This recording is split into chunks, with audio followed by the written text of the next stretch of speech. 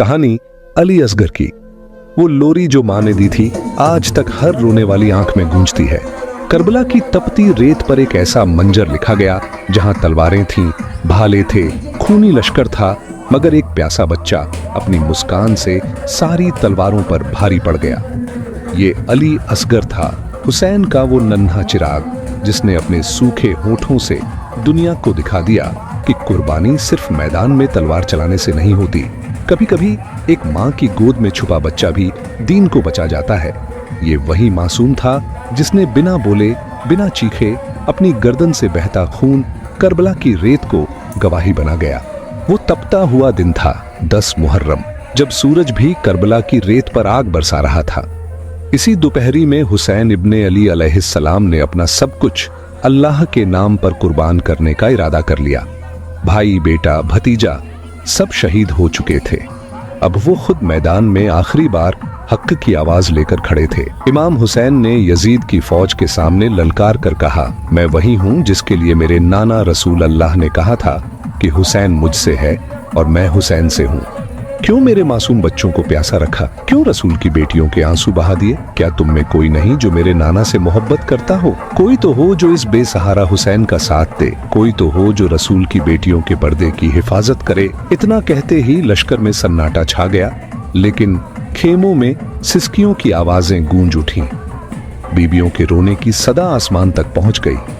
हुसैन कदम बढ़ाकर खेमों के पास आए। धूल और आंसुओं से भरी फिजा थी।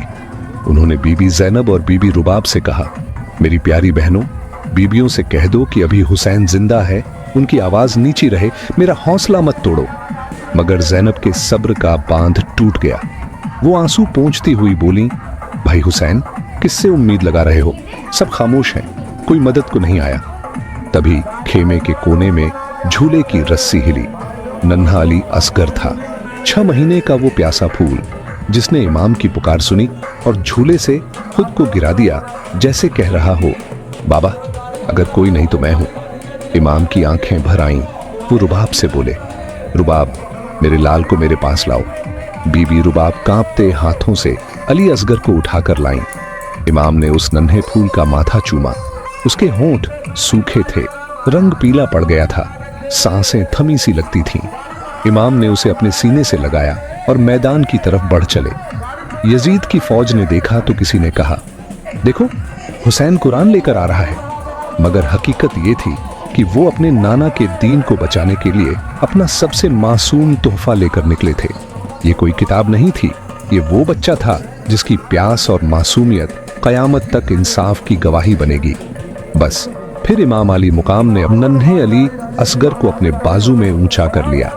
वो 6 महीने का मासूम जो अब तक बोल नहीं सकता था, आज उसकी खामोशी ही यजीद की फौज को हिला देने वाली थी।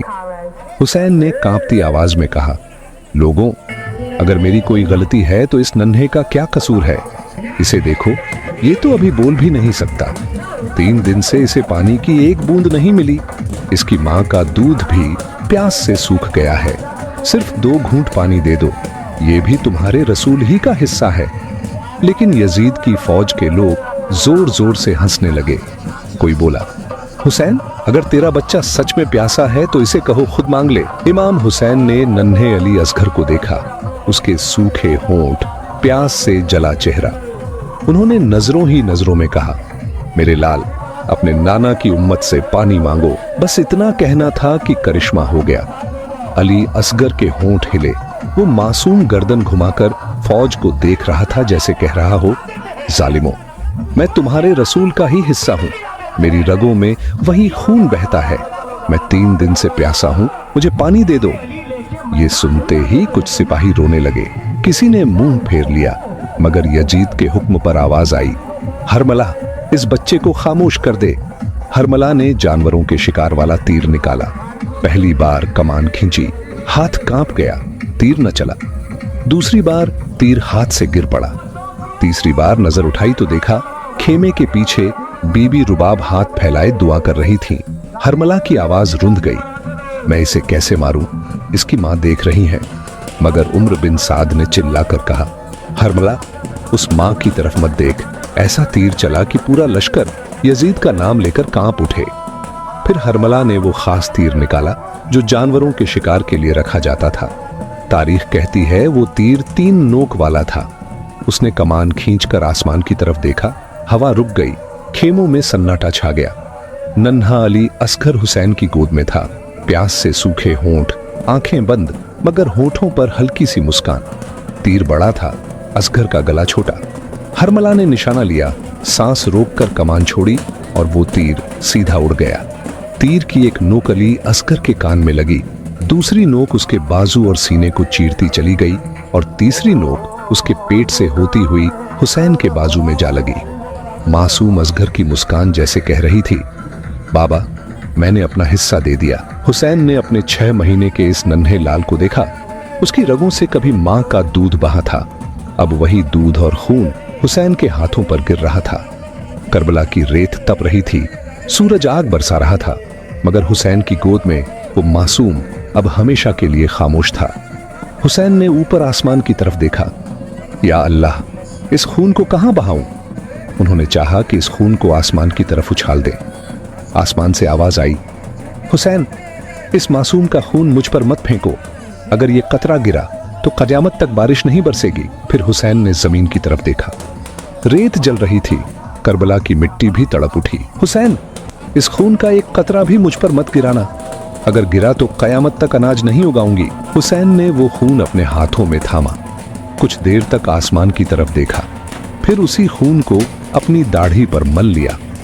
आंसुओं से भीगी आवाज में कहा, या अल्लाह, तू गवाह रहना, तेरे इस्लाम को बचाने के लिए मेरा नन्हा अली असगर किस तरह शहीद हुआ। उसके बाद हुसैन ने अपने 6 महीने के मासूम असगर के जिस्म को अपने अब्बा में छुपाया और कांपते कदमों से खेमे की तरफ चले। जैसे ही बीबी रुबाब के सामने पहुंचे, उन्होंने चादर हटाई। तारीख कहती है बीबी रुबाब का चेहरा पीला पड़ गया, आंखों से आंसू बहने लगे। कांपती आवाज में बोली, क्या मेरे बच्चे के कातिल की कोई औलाद नहीं थी? क्या वो बे औलाद था? हुसैन ने बीबी रुबाब को गले से लगाया, आंसू पोंछे और कहा, सब्र करो रुबाब, देखो हम सब शहीद होंगे, सबकी लाशों के साथ बेहुरती की जाएगी, कोई नहीं बचेगा। आओ अपने असगर के लिए एक कब्र तैयार कर लें। फिर हुसैन ने बीबी रुबाब के साथ खेमों के पीछे तपती रेत में अपने नन्हे अली असगर की छोटी सी कब्र खोदी। रुबाब के कांपते हाथों में वो मासूम लिपटा रहा। हुसैन ने अपने जिगर के टुकड़े को उसी गर्म रेत में दफना दिया। रेत भी उस वक्त सिसक रही थी।